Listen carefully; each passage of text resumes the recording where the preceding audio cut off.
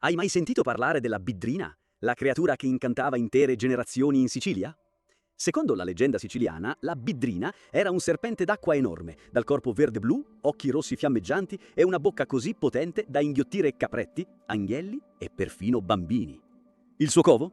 Le paludi di Monte d'Oro, alimentate da acque sulfuree di miniere, oppure le grotte vicino a Riesi o il lago Biviere a Gela.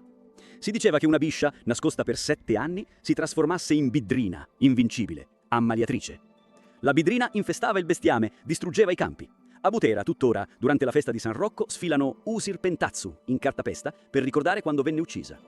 A Camuto, una fontana celebra la sua morte. Altri racconti parlano di esemplari uccisi negli anni 50 e 60. In realtà la sua leggenda nasceva per tenere lontani i bambini dai pericoli delle acque stagnanti, tra fantasia e allarme popolare. Se ti è piaciuto questo mito splendente come le sue squame, iscriviti al canale, lascia un like e condividi. Scopri insieme a noi le meraviglie di Sicilia.